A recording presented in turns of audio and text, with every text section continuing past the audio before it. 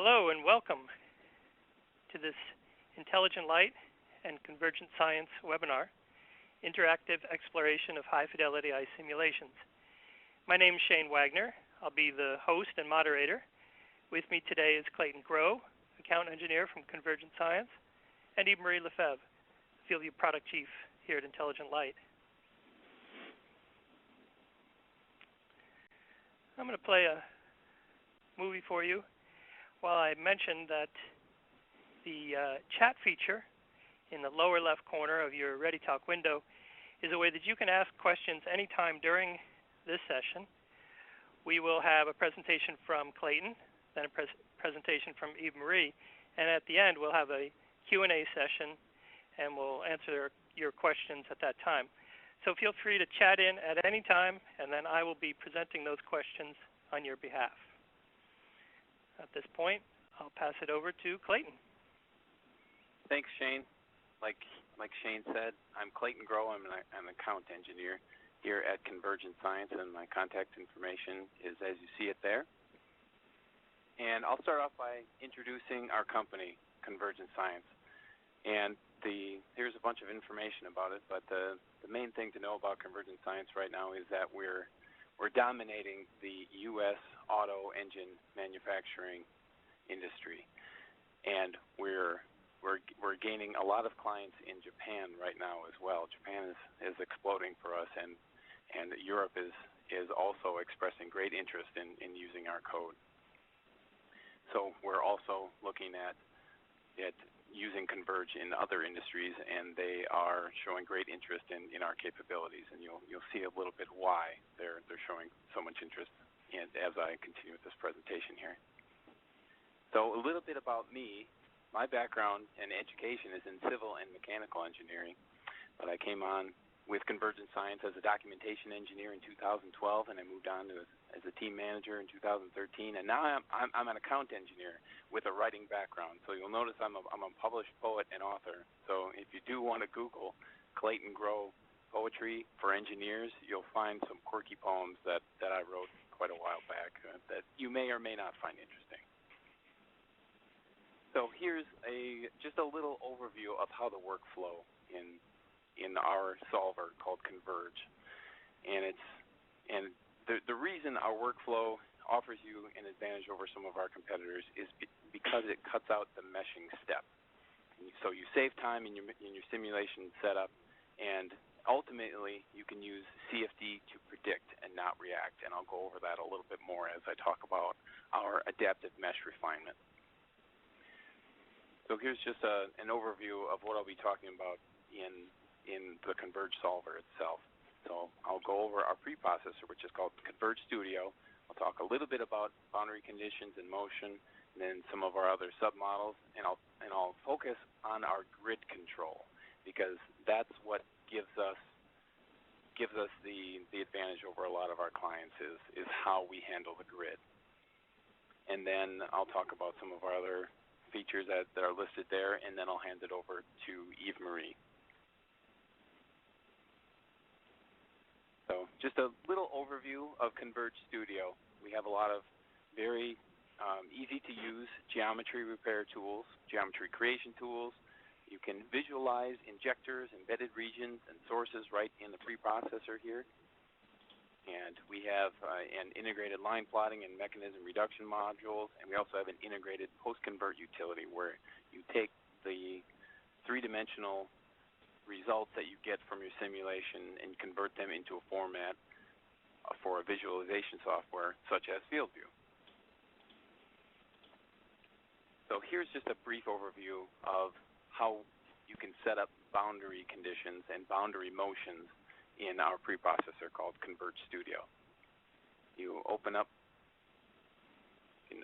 the boundary conditions, or the boundary dialog box here, and here's just a brief glimpse of what the boundary conditions dialog box entails. So all of this is kind of assuming that we've already imported the geometry and assigned everything to boundaries, and that process is quite easy in Converge Studio. So here's just a glimpse of the piston boundary, where you assign the triangles that are in the piston position to a wall boundary.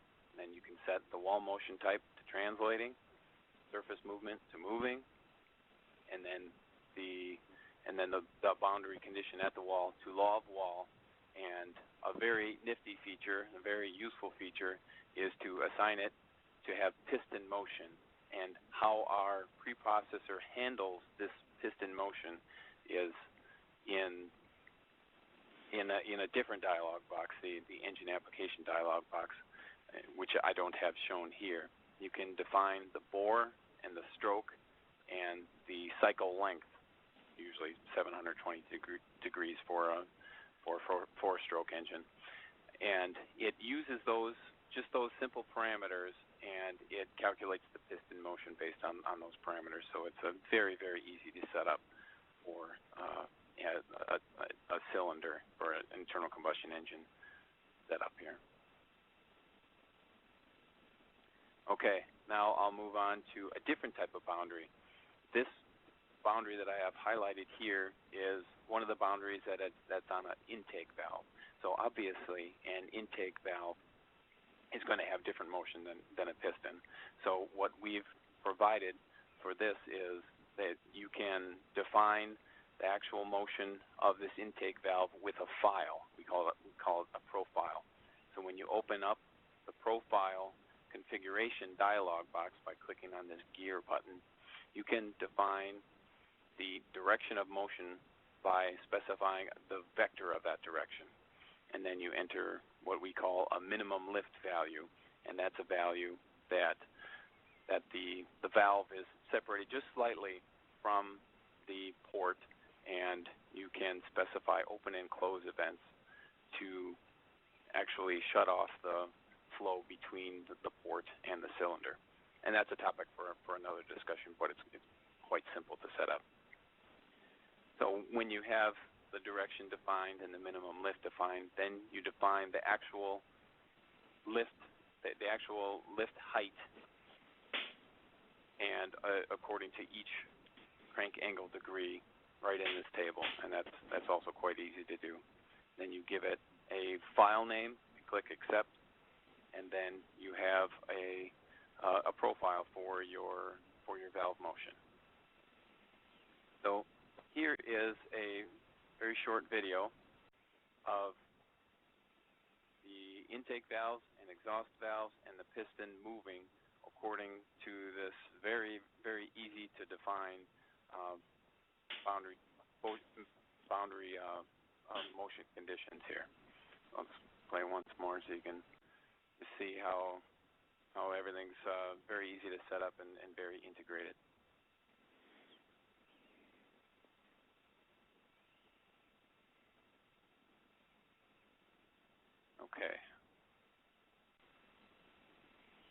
Okay, now I'll move on to our spray modeling section.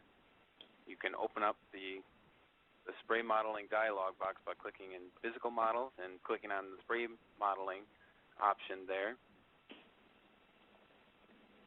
And it'll open up this spray modeling dialog box where you have a bunch of different main sections within the spray modeling dialog box: general, collision breakup, drag, wall interaction, and injectors.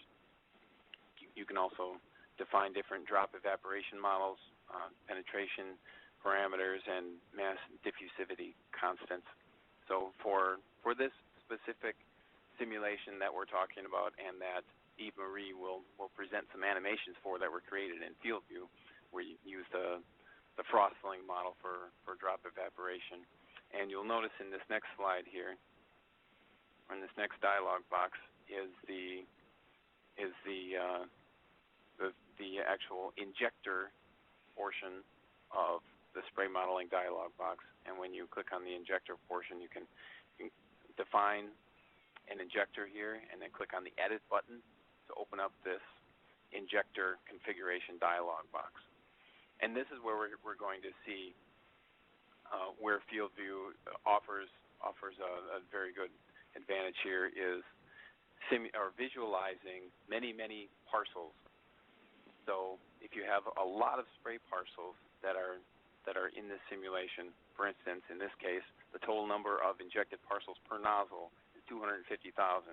So if there's 4 nozzles, that's 1 million parcels in the simulation. A lot of times that can be pretty cumbersome to visualize in a visualization software, but eMarie will show us how FieldView handles that smoothly and quickly.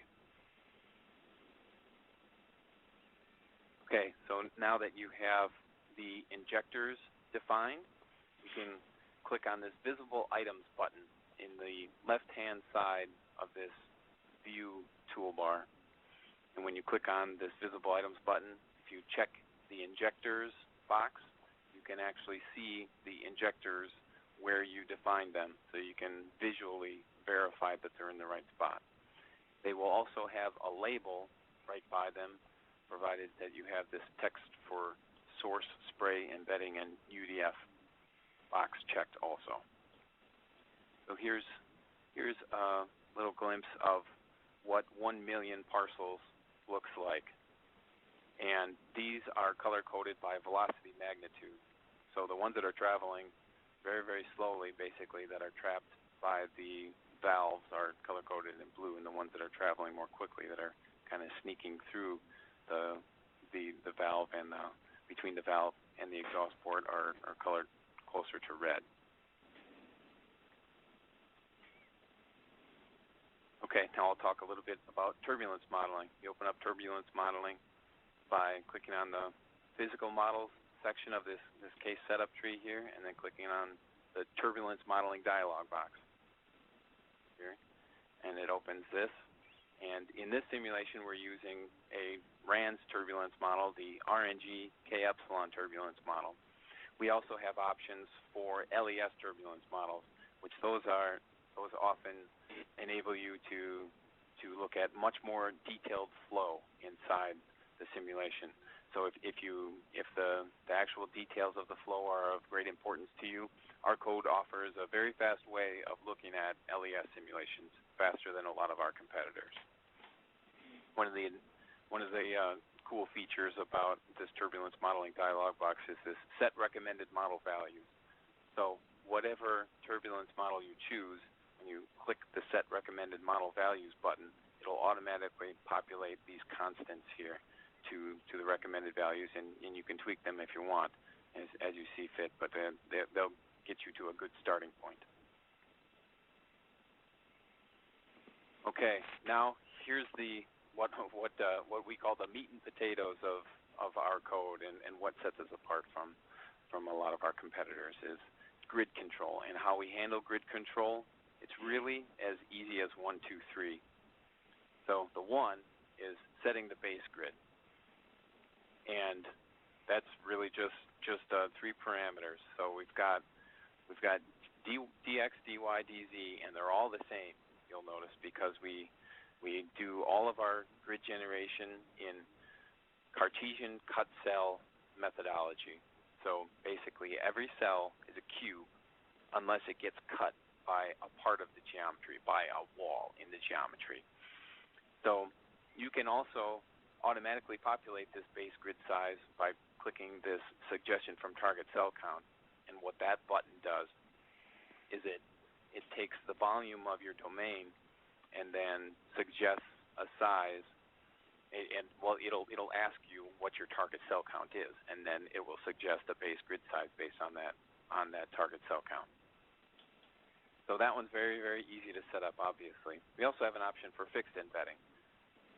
So this is where you know you're going to want refinement, or you know you're going to want refinement in specific areas. And the area that I highlight here is embedding number 4, which is a spherical shape here. And the reason we typically add this embedding in engine simulations is when there is a spark plug, and we set it to be right at the spark plug so that it can capture the detailed combustion that happens right near the spark timing. So we turn the embedding on right before the spark event, and then we can turn the embedding off after everything's kind of ignited in that area after the spark event is done. So you just define the location of the center of the sphere. That's usually the location of where the spark plug is. And you can also define a fixed embedding to surround a spray area. So the third, the three here in the easy as 1, 2, 3 is our adaptive mesh refinement, and this is what sets us apart from our competitors.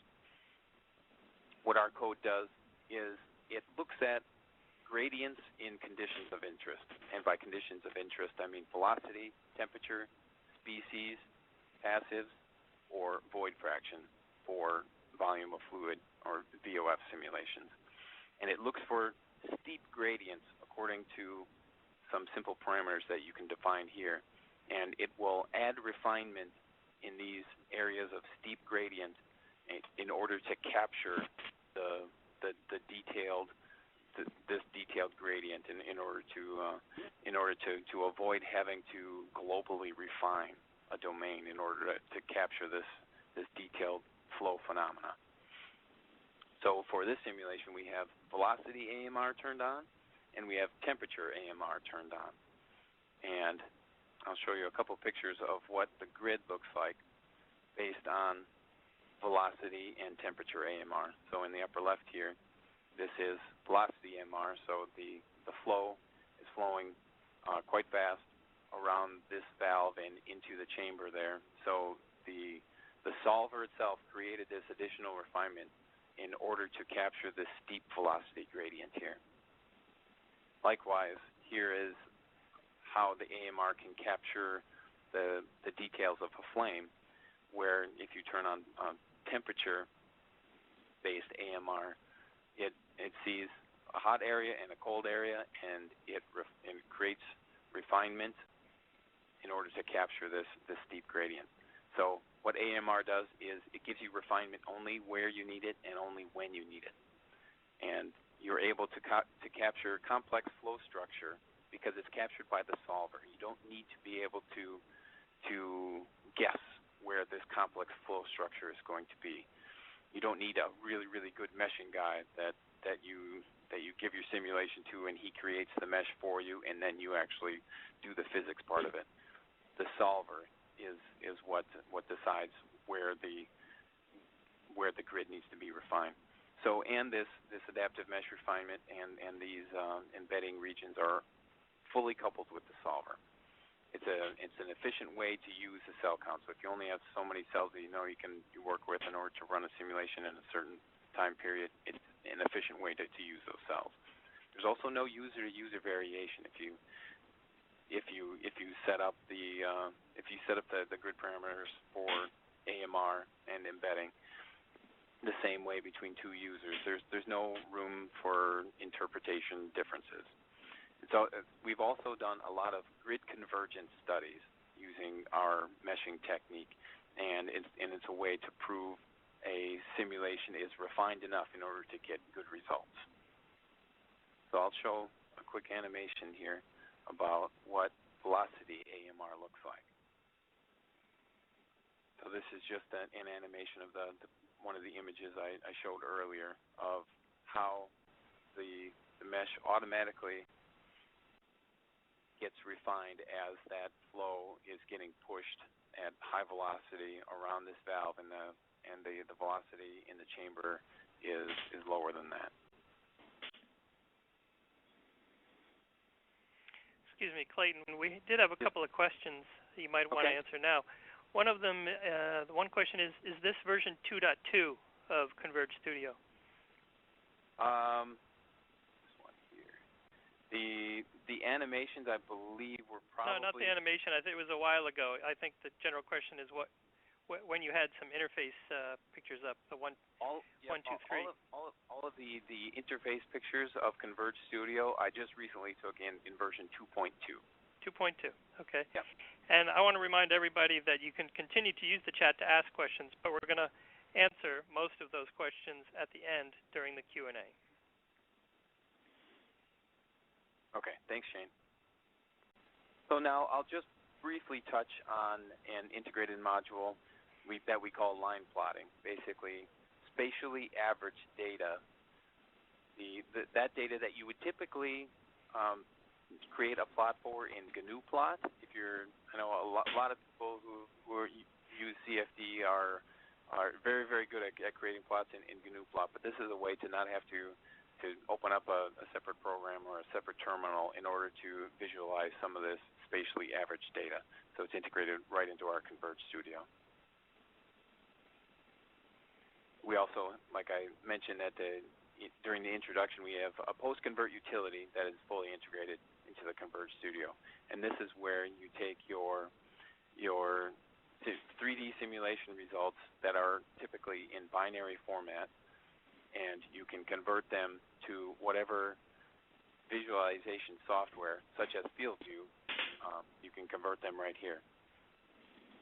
And so I'm going to just touch on a few other non-engine applications that we're showing great interest in, and we're getting a lot of interest in. The one is gas turbines. We're getting a lot of very, very interested parties in gas turbines, and we have plans to be a big part of the gas turbine industry. And we do a lot of combustion research with national labs. We're also very good with pumps and compressors because of all the moving parts and intricate, complex geometry in there. We also have fluid structure interaction that we've developed and have gotten very good results for. Conjugate heat transfer, design optimization we also have, which is a way to basically run a whole bunch of simulations concurrently and see which variation of a theme operates the best. So we handle moving parts very well. We also handle complex geometry very well. So I showed you a little bit how to set up a simulation that's going to have a lot of visual data. And Eve Marie is now going to show us, now that we have all this high fidelity data, what do we do with it? So we've got it's basically, it's really exciting to see what FieldView is capable of with a lot of, like I said, 1 million different spray parcels. So he's going to show us how to set it up here in FieldView. Yep, thank you, Clayton. So Yves-Marie here from Intelligent Light. I'm the FieldView product chief. And yeah, basically we wanted to have this mutual webinar with our partners from Convergent Science because as you could see from Clayton's presentation, they made a great job at making it easy for you to run simulations, to run more of them, to run more realistic ones. But what we find is that people then actually do it.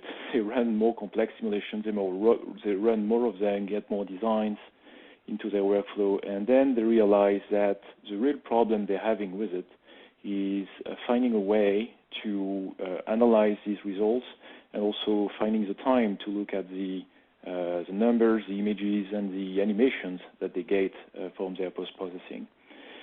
So in the second half of this presentation, we are going to look at methodologies for addressing such a very large data set. Before I do so, just want to say a word about our company, Intelligent Light. So we are well known for being the makers of FieldView. We've been in the CFD business since the early 90s. As you can see from the slide on the right, we have a number of customers in different industries as well as different areas.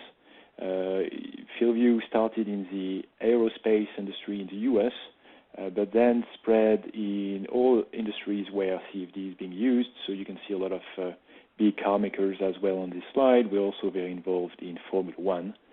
And we believe that all of that gives us a very good understanding of the different problems people are having right now with their CFD workflows.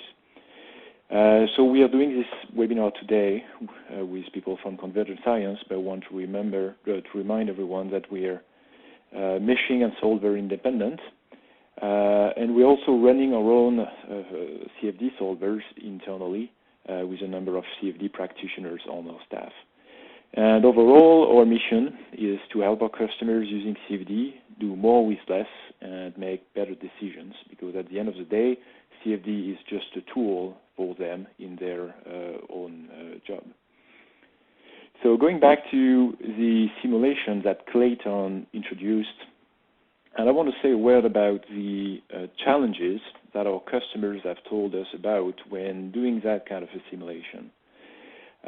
Well, in the internal combustion engine industry, it's just like anywhere else in CFD right now.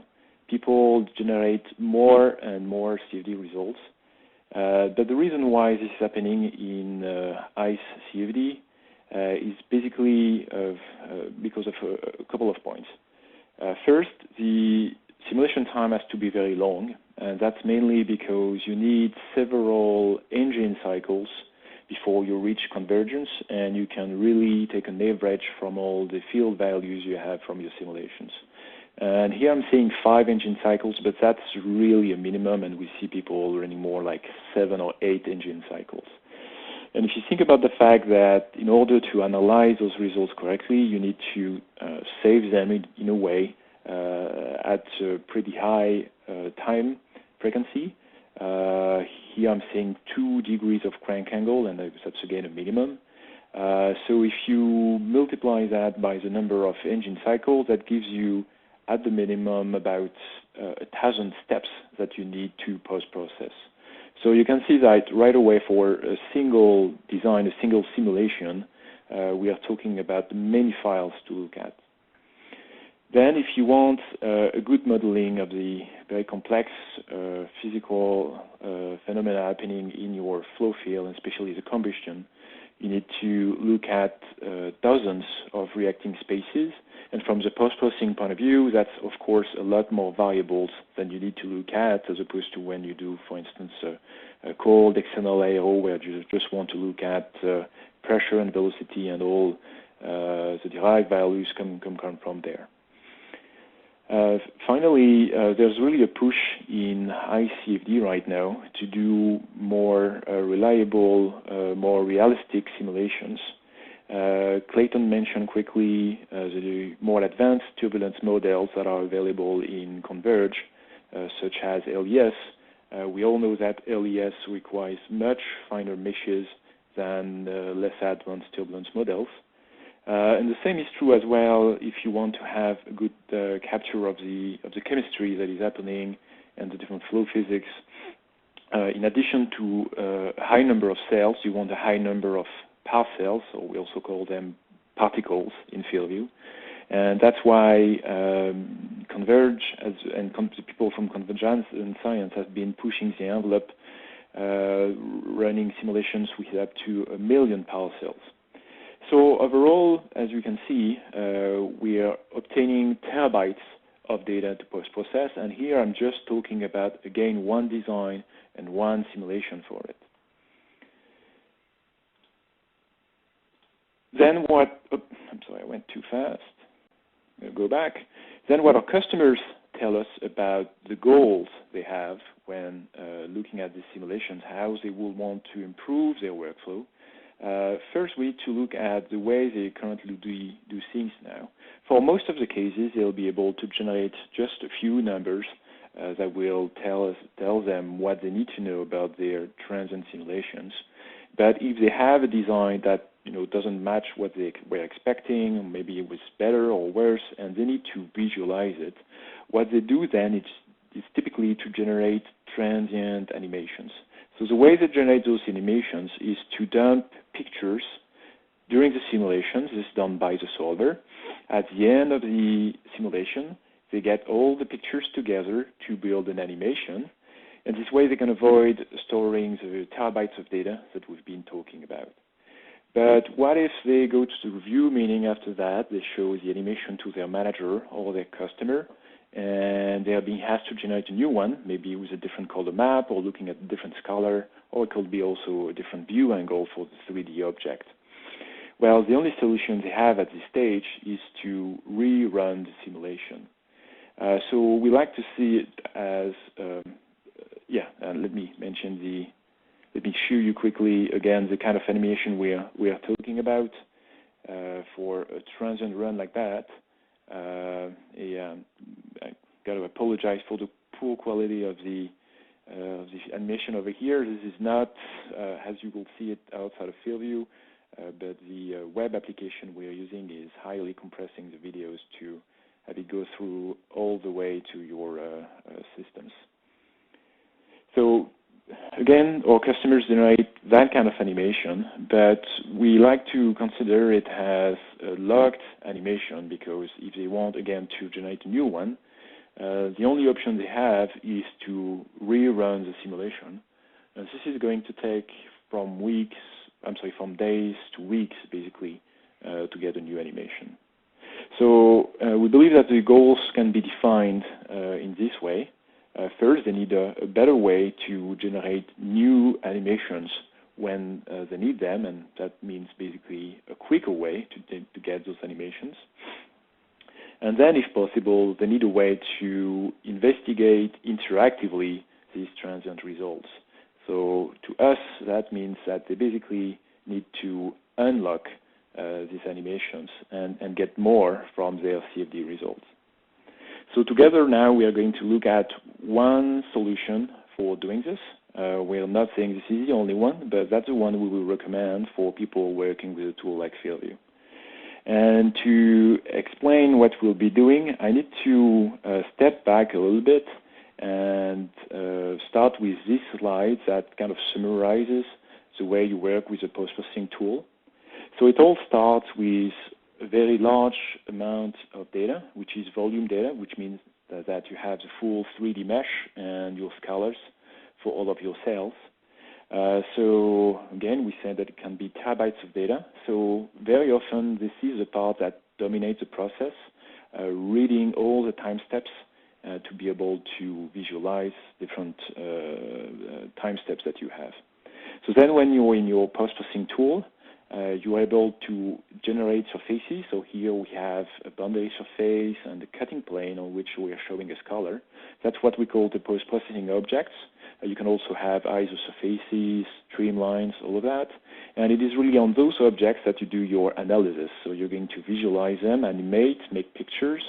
You're also going to do quantitative work. You're going to, integrate a tumbling on it, or you're going to compute flow rate through a given valve passage.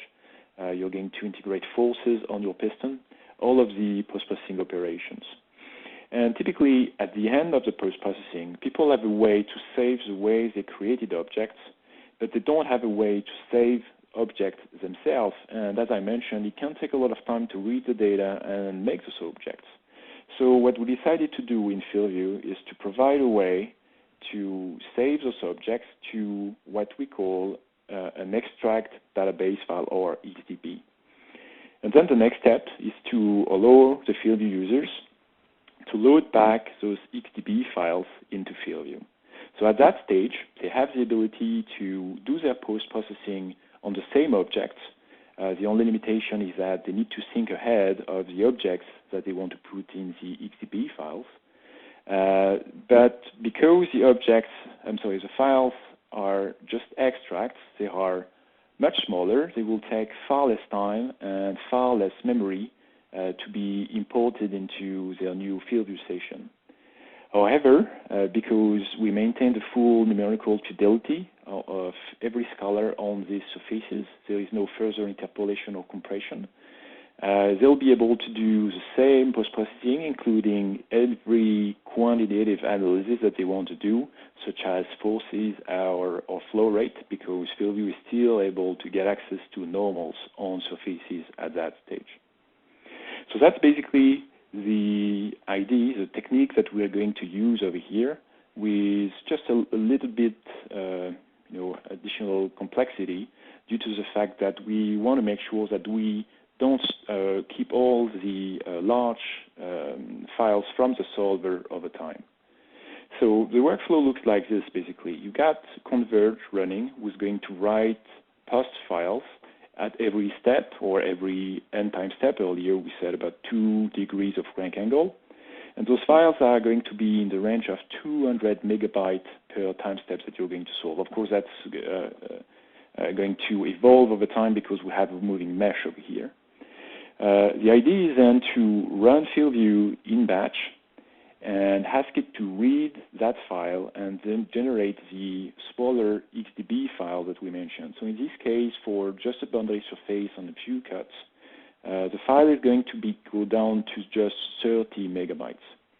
On the side, we also have the particles files that we are getting directly from Converge. We can write that directly to the FieldView particles path format, which is then very fast to load in FieldView. And the great thing is that at this stage, we have everything we need for post-processing. So we are able to delete the large post file and keep just the smaller files. Then what you can do is do the same operation as the solver goes. So basically, you have a script that will be running in the background, waiting for a new post file to appear, and then firing up FieldView in batch to generate the XDB file that you want. And again, after this is done, you will delete the big post file, and you will keep running that loop until the Converge simulation is over. So at the end of the day, you have just your smaller XDB files and your particles files that you can load into FieldView. So if you use that approach and use those files to make the same animation that we mentioned, it's going to take you just 90 minutes to go over all the time steps that we mentioned. And even if you do that for a very complex view like this one, where you have 4 different view angles and you're also looking at different scalars. So let me move to the next slide over here, and it'll take a second for the animation to load. Again, sorry for the quality, but I think, Shane, we'll be making those animations available on our website. If you want to download them after the webinar, you'll be able to see them in full resolution and full quality. So as you can see, we have 4 different views, and we are different at the different components. We're looking at different components of velocity, basically highlighting recirculations in the flow. And I think it's interesting to see that with such a large number of parcels coming from Converge, we're also getting a feeling of the 3D flow as it is happening inside the cylinder, especially with that view over here in the bottom right corner.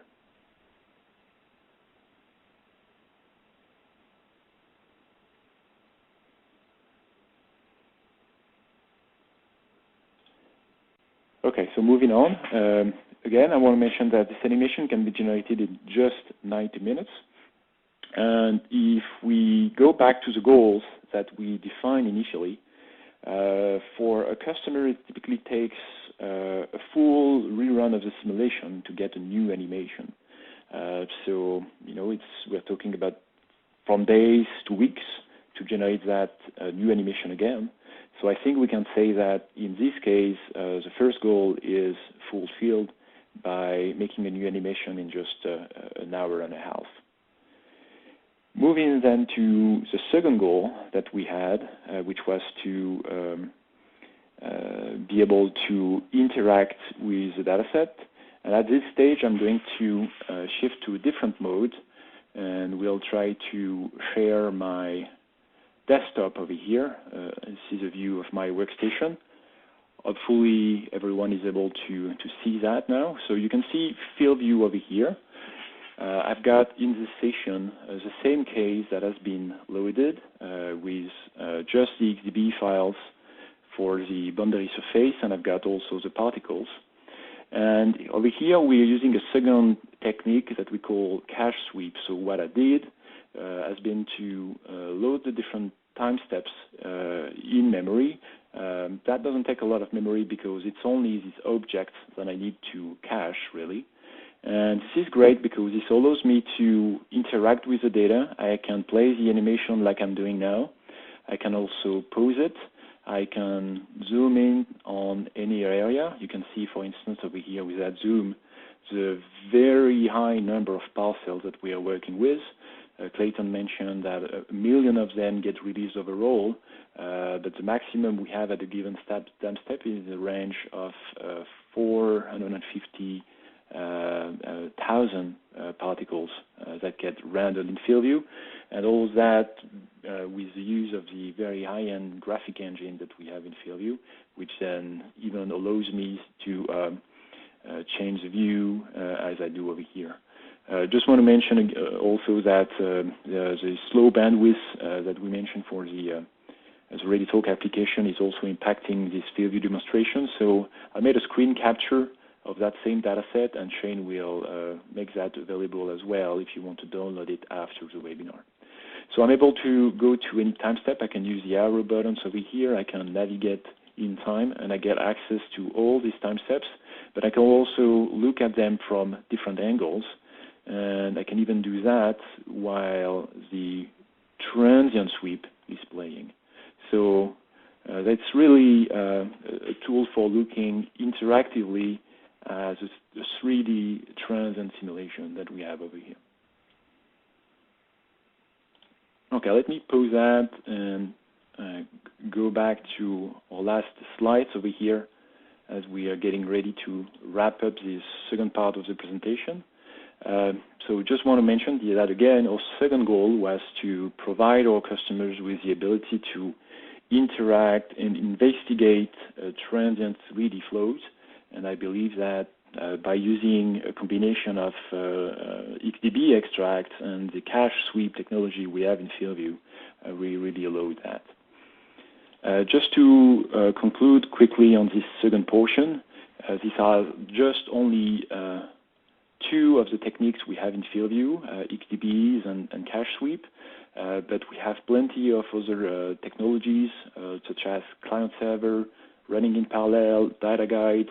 I mentioned the very advanced graphing engine that we have. Well, all of that can also be used automatically, either with the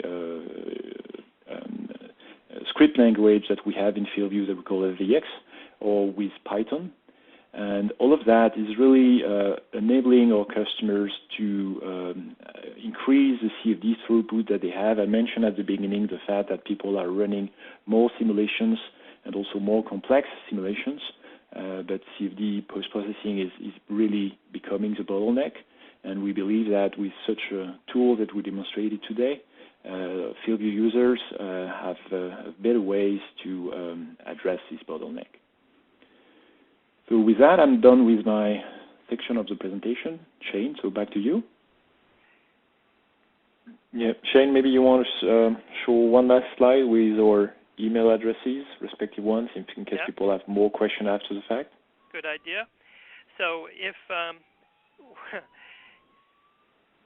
you do have more questions, you think about something an hour from now or tomorrow or next week, there are two email addresses, one for Marie and one for Clayton.